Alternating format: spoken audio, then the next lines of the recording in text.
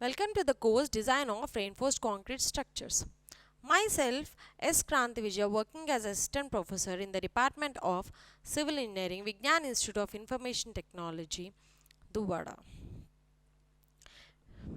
In today's lecture, we are going to discuss regarding the flanged beams, the types of flanged beams like L beams and T beams, and also we are going to discuss regarding the effective width of the flange. So first let's get started with what is meant by the flange beams.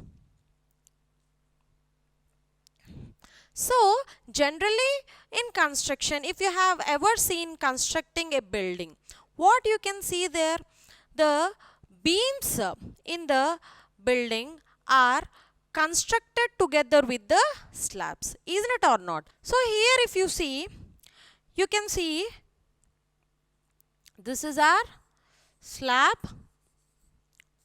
this is our beam, and this is our column. So here I have taken a floor, one floor I have taken, a floor system, a part of the floor system is what I have considered here. So we have the columns, this is a beam and this is our slab. So generally during concreting, what we'll do, the columns will be first cast. After that, the beams together with the slab will be casted monolithically, isn't it or not? So casting in the sense is what? Casting in the sense is pouring of concrete.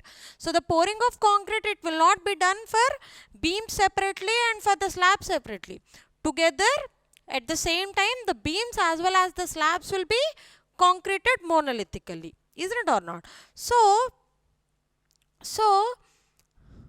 when the concreting of the beams as well as the slabs is done monolithically, what happens here is some part of the slab, here you can see this part of the slab is acting together with the beam. Okay, so what this part of the slab is acting together with the beam. So here you can see this is a rectangular beam actually. So this is our rectangular beam and this part of the slab is acting together with the beam. So let us consider this particular floor and if I'll take a section somewhere at this point, okay, if a section is taken, then what we can observe here is the beams along with the slabs, some portion of the slabs, okay, we can observe the shape as T here and you can observe this shape here as L. So when beams are casted monolithically with the slabs, if you will take a section, the intermediate beams will be the T beams and the beams at the ends, that is at the corners, will be the L beams. So these beams in which a small portion of the slab acting together with the beam are called as flange beams, and the intermediate beams in that particular system are called as the T beams and the beams at the ends of the particular floor system are called as L beams. So now we have seen that beams, they are cast monolithically with the slabs. So what? Both the beams and slabs are casted together at the same time. So then in such kind of cases, the beams and the slabs act together to resist all the loads which are acting on them. So what is happening there?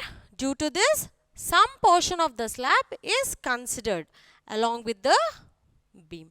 So such kind of beams are called as what? Such kind of beams are called as the flange beams and the intermediate beams, that is the intermediate beams are called as T beams, and the beams at the corner are called as the L beams. That is, these are the T beams and these are going to be our L beams. Now what? Let us draw the T and L beams. So the intermediate beam is going to be the T beam and the corner beams are going to be the L beams. So that particular, this is simply a rectangular beam, is it or not? So and this is the extra portion of the beam, that is this is the portion of the slab, is it or not? So this extra width of the slab at the top of the beam is called as a flange. So this is called as what? Flange. So the extra width of the slab at the top of the beam is called as what? Flange. And the part below the slab, it is called as the web. So this is going to be our web. So here also this part is going to be our flange. So this is a T section and this is an L section, and this part is going to be our web. So here the extra width of the slab at the top is called as the flange. So the extra width at the top is the flange, and below the slab it is called as the web. So here we can see the T and L beam. So if you see here, this is the T beam and this is the L beam. This part is called as the flange and this part is going to be our web, and here this part is going to be our flange and this is going to be our web. Now let us see the basic terms in the flanged beams, that is the T and the L beams. So the basic terms is, this is going to be our width of the flange. So generally in the design of the flange beams, the effective width of the flange is considered. So the effective width of the flange is denoted as BF. So here also this is our effective width of the flange. It is denoted as BF. And the next is DF.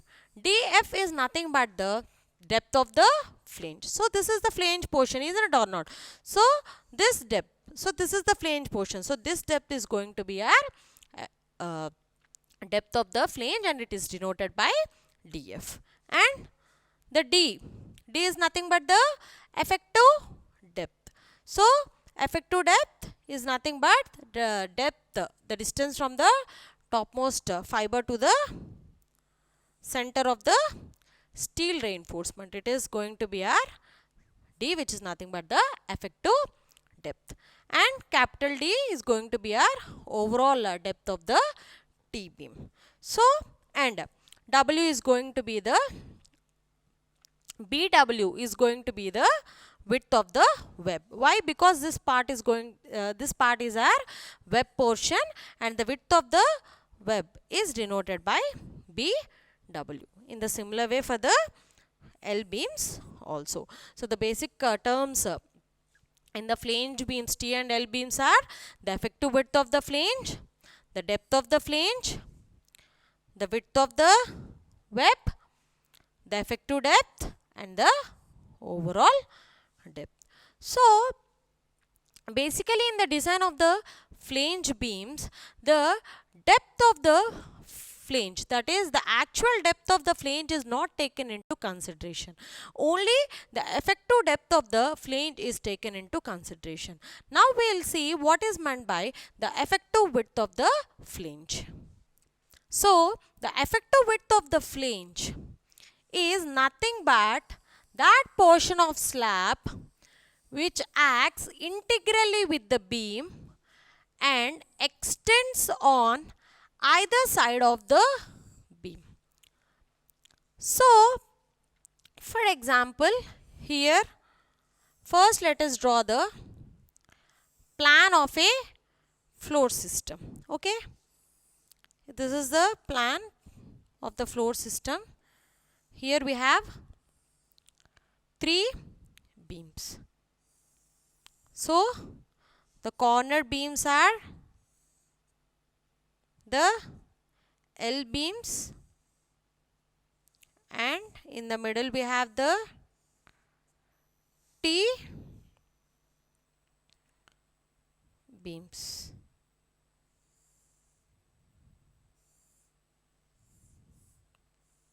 So these are the L beams. This is also going to be our L beam, and this is going to be our T beam. So here what?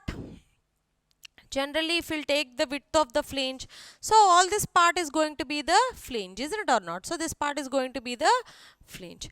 So generally in the design, the flange, the total flange width is not taken into consideration. Only small portion of the flange, that is the slab portion, is taken into consideration. So which small portion is taken into consideration? That portion of the slab which acts integrally with the beam. For suppose if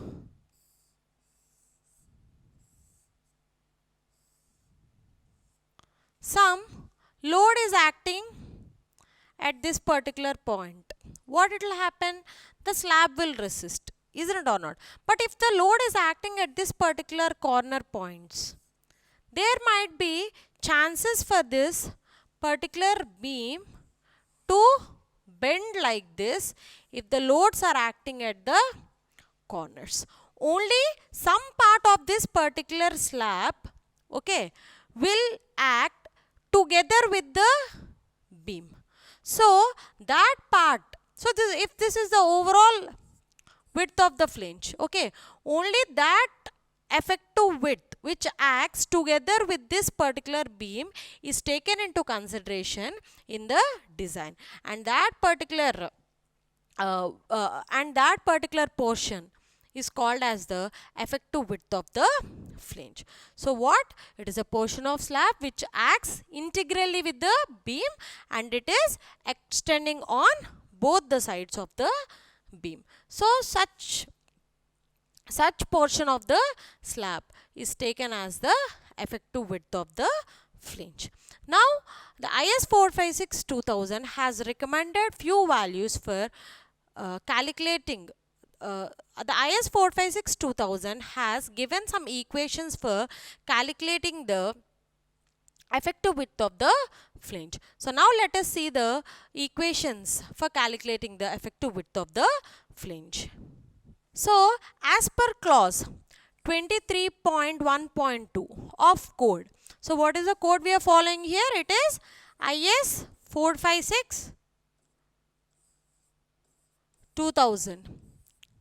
So the effective width of flange for the beams are taken as, for T beams, the value should be taken as BF is equal to L0 by 6 plus BW plus 6DF. What is it? BF is equal to L0 by 6 plus BW plus 6DF, where BF is nothing but the effective width of the flange, L0 is nothing but the distance between the 2 points where the moment is 0 in that beam, and BW is the breadth of the web, and DF is the depth of the flange. So this is for the T beams, and that too when the beams and slabs are monolithically casted, then we have to take this equation for calculating the effective width of the flange for the T beams. And in the similar way for L beams, the equation for calculating the effective width of the flange given in IS 456-2000 is BF is equal to L0 by 12 plus BW plus 3DF. So what?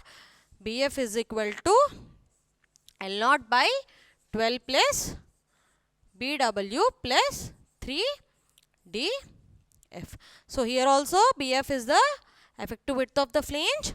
L0 is the distance between the points of zero moments in the beam. BW is the width of the web, and DF is the depth of the flange. And here the condition given here is the effective width of the flange. What we are taking here, either for a T beam or either for an L beam, in any case they should be greater than the breadth of the web plus half the sum of the clear distances to the adjacent beams on either side. So the values what we have calculated here from these particular two equations, they should not be greater than this. Okay. Now we'll see what is the breadth of the web plus half the sum of clear distances to the adjacent beams. So previously we have drawn the floor system, isn't it or not? So we had the beams like this. The beams at the corners are going to be our L beams, and at the middle are going to be intermediate are going to be our T beams. So from the equations, the values from the equations, they should not exceed or they should not be greater than the breadth of the web. That is, this is our breadth of the web, isn't it or not? BW. And this is also our breadth of the web, BW. This is also going to be our breadth of the web, which is BW. Okay. The breadth of the web, BW, plus half the clear span on both the sides of the beams. That is,